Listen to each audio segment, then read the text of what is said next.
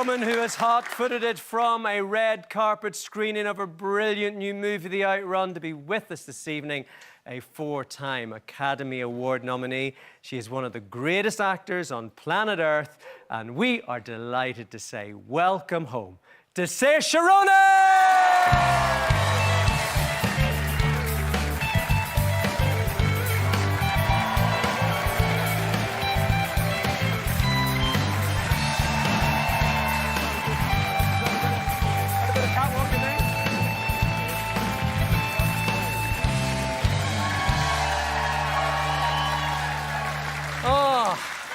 Hello. Hello. Lovely to see you. Lovely to see you too. Straight from your red carpet event tonight. Yeah. Screening of your new movie. Yes. How was that? How's it like to be home? It's so nice to be home. I only got in this morning and it's just been an amazing response that we've gotten to the film kind of across the board, which we didn't expect, so it's lovely. I mean, you say you didn't expect, but you have to see this woman in this film because it is brilliant. You are sensational in it, and everything that's coming your way, I mean, you're so good. Thank you. That's very nice. Go see it. It's out next week. So, you star in it. You also produced it. Tell us a little bit about it. Yes, so it's called The Outrun, and it's based on the memoir by Amy Liptrot about her life, about a very specific chaotic stage in her life where her relationship with alcohol becomes very dangerous and unhealthy. She spirals. She's moved to London years before from the Orkney Islands, and in the process of this chaos, she loses everyone and everything close to her. We then find her, we kind of play around with timelines and stuff a lot, but we then find her in rehab when she's in recovery, and the movie really starts when she's out of that stage and she unwillingly has to go back home. And it's really about healing during that time and sort of trying to find a way to discover who you are without this substance as a crutch. So we have a clip here is Saoirse in The Outrun. Sometimes you can feel a vibration in Orkney. A low rumble. It takes over the whole island and every part of your body. But there is only so much height any wave can sustain before it comes crashing down.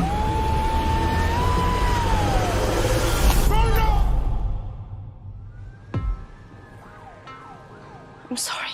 I can't hear you say that again. I wish you were a completely different person. The urge to drink can come out of nowhere. You think you're doing well. Suddenly you want nothing more than a drink.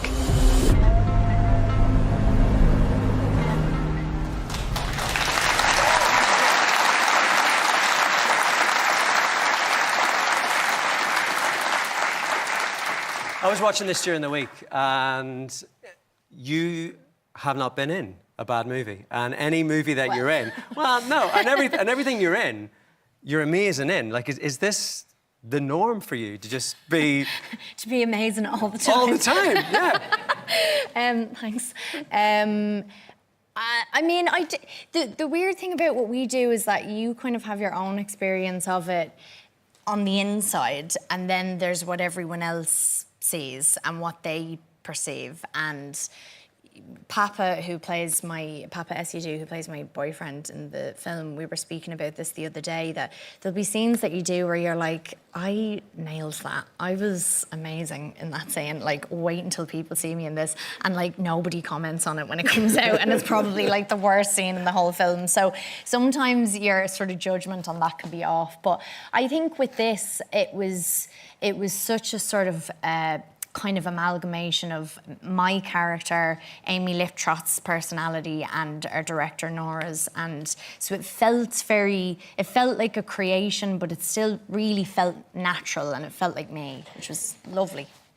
It deals with alcohol addiction, and you know, you've said in the past that you've had a front row seat, you've seen people you love go through this. Did that make it harder to play this role, or did it make it easier in a weird way?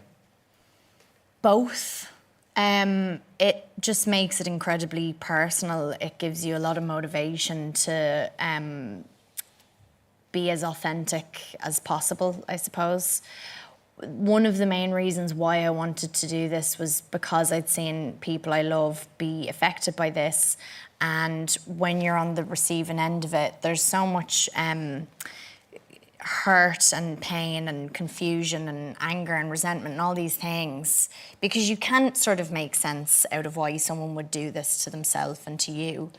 But I think one of the main reasons why I wanted to make this film was because I finally felt ready in myself to kind of crack that open, to crack the psychology of someone who suffers from this illness open and really understand it for myself. So it was a very cathartic experience for me to go through it. But it was everything. There were moments where it was overwhelming, and then there were other moments where it was really kind of enlightening for me as well. It was your husband, Jack Lydon's idea. He gave you the book. Yeah. And he's also a producer. Yeah. On this. We have a little still of you guys here. There you are at the Emmys doing your thing in your glad rags. This is Jack was nominated for Slow Horses. Yeah.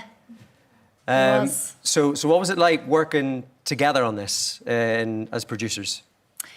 Great, because I mean, you know, when you have a personal relationship with someone and you're also in the same field and you respect one another and you've got the same tastes and you kind of expect the best from yourself, to have that other person there believing in you but also, like, you know, pushing you is great. And he was my eyes and ears, really. When he was on set, he was able to keep an eye on what I was doing, because so much of it was improv.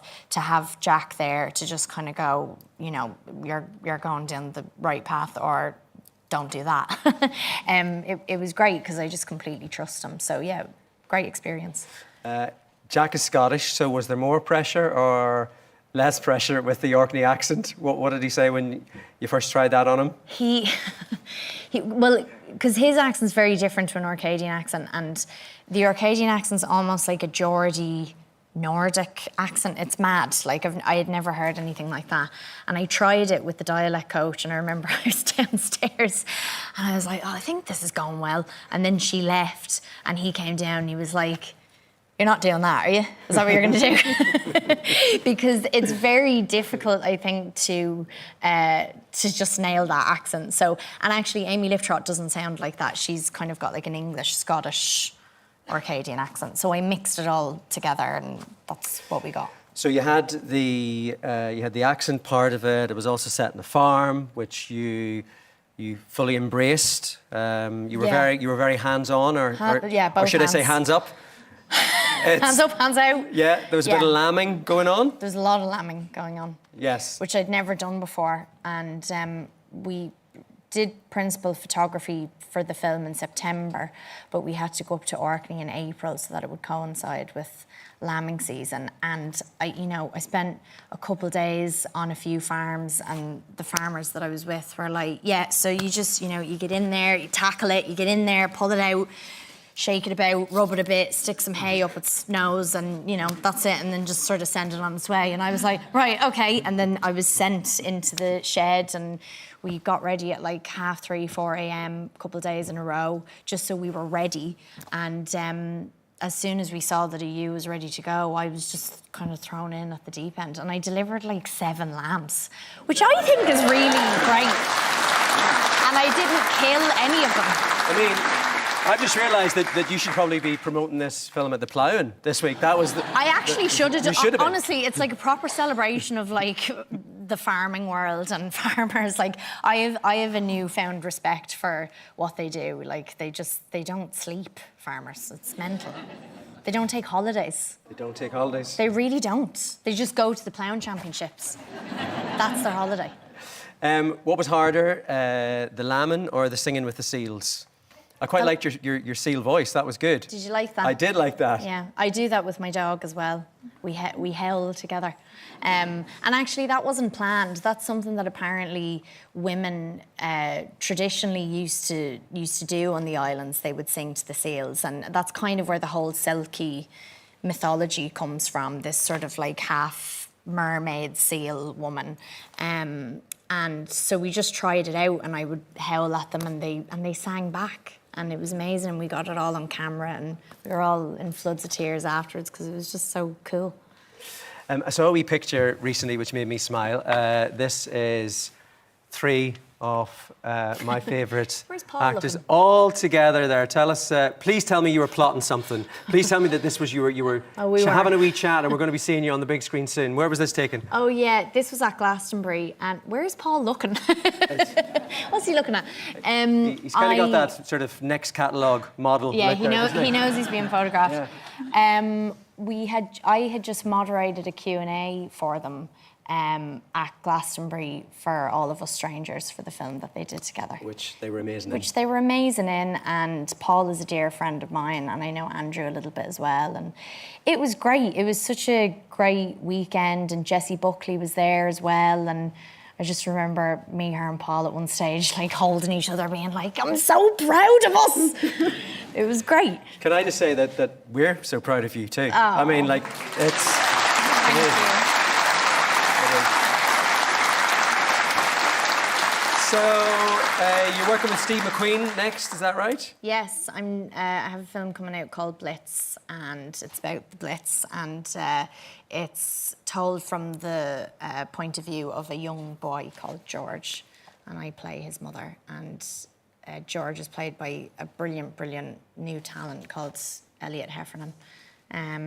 Yeah, and it was just an absolute privilege to get to work with Steve. It's great. You're heading to Orkney for a screening tomorrow. Yeah, tomorrow we're going back, and I haven't been back since we made it, so I just hope that the locals like it, because it took persuading to let them for them to allow us to film there. Into their world. Yeah, they were like, it better be good if you're going to come in. So, yeah, so I Well, hope look, they like it. it's not good. It is absolutely brilliant. You got to check it out when you can. Saoirse is going to be staying with us, but the Outrun will be released in cinemas on September the 27th. Give it up for Saoirse Ronan!